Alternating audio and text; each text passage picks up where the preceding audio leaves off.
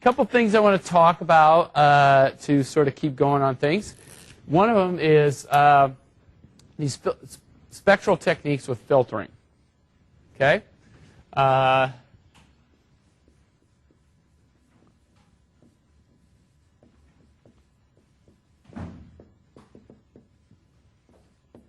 What does filtering mean? So far we've learned how to basically, right, take these problems and we know how to implement spectral techniques now. And the spectral techniques we've implemented so far are FFT and the Cheb method. And the last thing I want to cover with you about these spectral techniques is, okay, so next lecture we'll go into the detail of this Cheb matrix on Wednesday. But there's one other issue that I want you to be familiar with because it's very important for speed. So let's go back to the idea of numerical stiffness.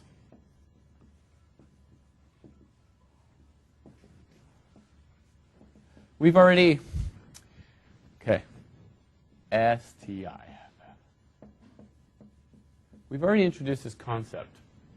The idea here was if you have a problem with the high derivatives, right, and you start to discretize, if you remember, now your CFL, for instance, in this case here, looks like this. Now that delta x to the fourth on the bottom kills you, right? Because what it's really saying is if I want to get a little bit of better accuracy and keep my CFL condition constant, then if I cut this in half, right, and take delta x in half, then I get a factor of 16 on the bottom. So I have to take 16 times smaller time steps, okay? And remember, I doubled the number of points, so it takes me twice as long. So I have 32 times slower code, okay? So the higher the derivative, the more costly it is just to do something like double my accuracy. You double the accuracy, you're paying a high price for it, okay? That's that concept of numerical stiffness. Now, how it plays out in terms of spectral methods is that you can say, okay, let's go ahead and take this problem and let's Fourier transform it.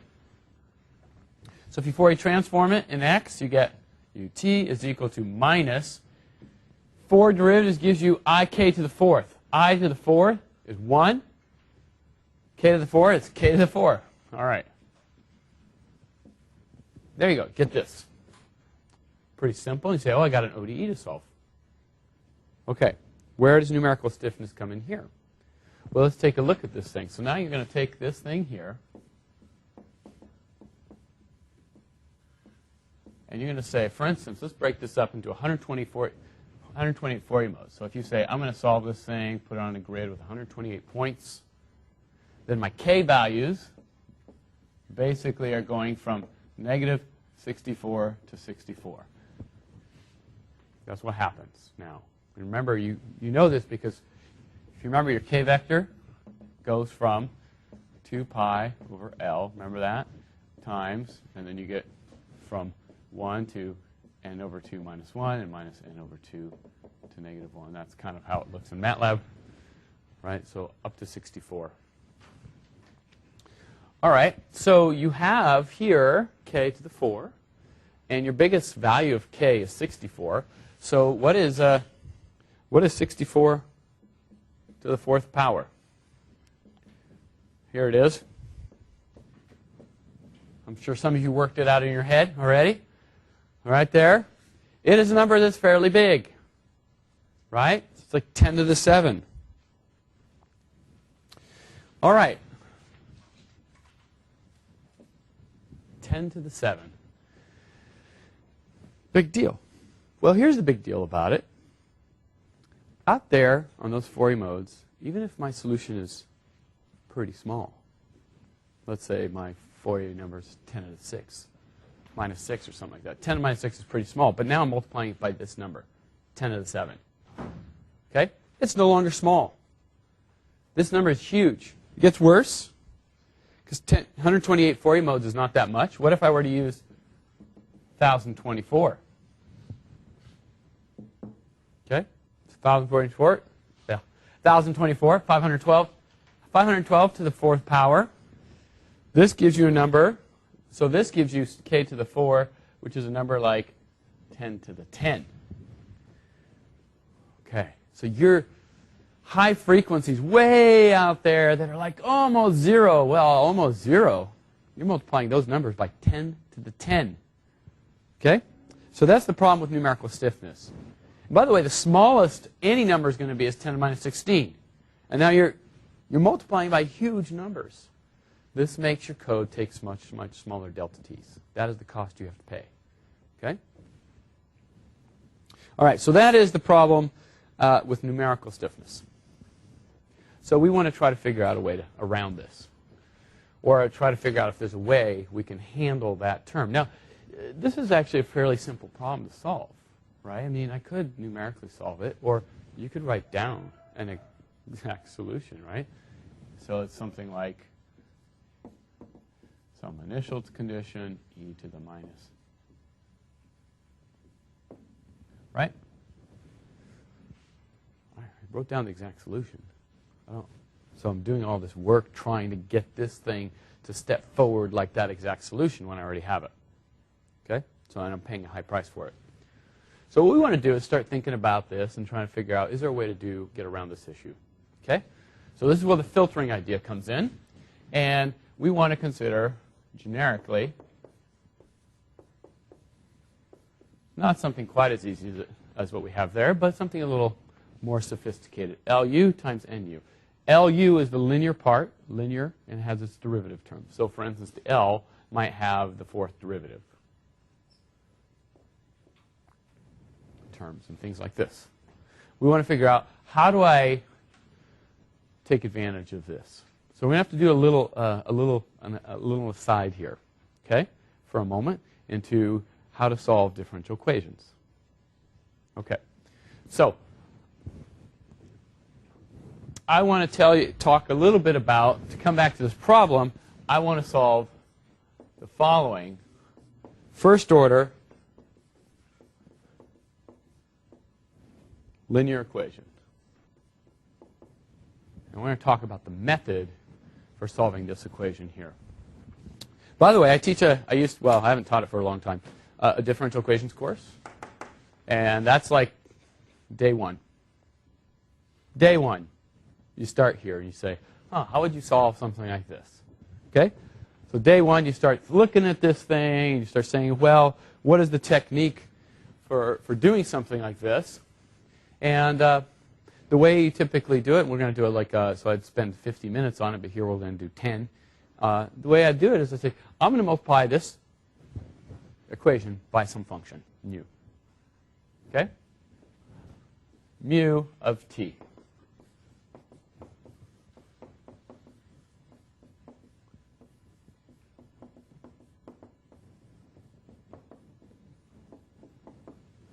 That's allowed, right? Everybody agrees I can make up a mu and I can do that? Okay? So I tell people in that class that I can do that. It's my board, my function mu. Do what I want. Okay. Sorry. Probably the people at home got this. Okay. All right. On the microphone. All right. So now, what do I want to do? I can make this up to be anything I want, right? This function mu. Mu is not going to be 0. Because it won't give me anything. But what I want to do is I want to make up a function mu so that what? So that I can actually write this whole left-hand side as, if you look at this thing, it's almost like it's a derivative of something. So in other words, if I had a function a of t times y of t, in fact, I'm not going to call it a of t. I'm going to call it mu of t here. Just take these two functions, multiply together, and just take the time derivative of this.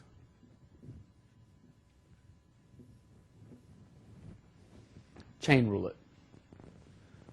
Or derivative first, or product rule it, not chain rule it. You know, take the derivative I got. Well, it's the first time derivative second. First, okay, so you get something like this. You get mu of t times dy dt plus, then you have d mu dt times y. Right? Simple. Now, here's the observation I want to make. Mu dy dt. Hey, isn't that what I got right there? So that's good. I'm going to do a little Charlie Brown squiggle on the. These two match up. This is du mu dt y. This is pt mu y. So I have a y in both places.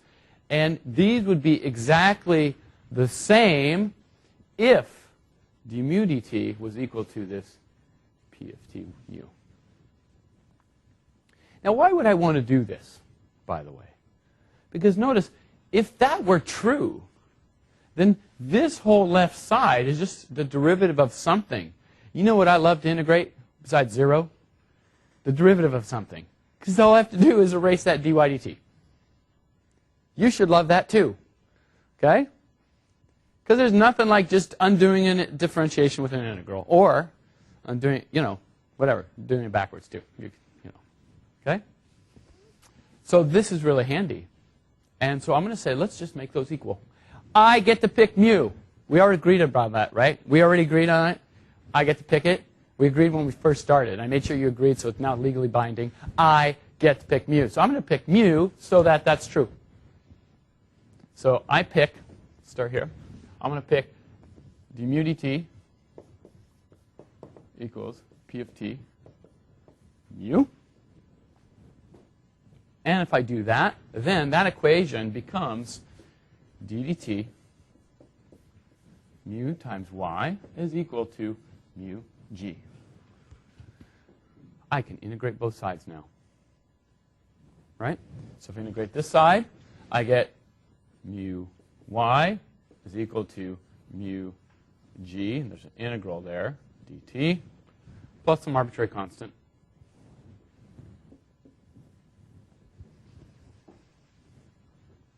And then that lets me write down what y is. Let me do it up here so everybody can see it. Y of t is equal to the integral of mu times g dt plus some constant all over mu. And we put that in a box in any good differential equations book. We'll have that in a box or in a shaded region or something. It is your highlighted formula. Okay? And that's how you get your solution. What we did was use this method of integrating factor. What we said is, look, if I can basically figure out a way to make this left side the derivative of something, then I can easily integrate it. Okay? And my mu then plays the role of an integrating factor. I multiply by this mu such that this left-hand side is the derivative of something. I can integrate it up. Okay? So that's how you do this. And it turns out it's not so hard to write down, of course, the solution to this d mu dy dt here. And let me do it here for you. So in fact, mu. What's that? P is arbitrary. P is arbitrary. And you can actually write down the solution of this as just e to the p of t dt. There's a simple way to get it, but let me just tell you what it is. That's your integrating factor. It's p of t. You integrate it, exponentiate it, put it in here, got your formula. Okay. This is how you solve first-order linear differential equations.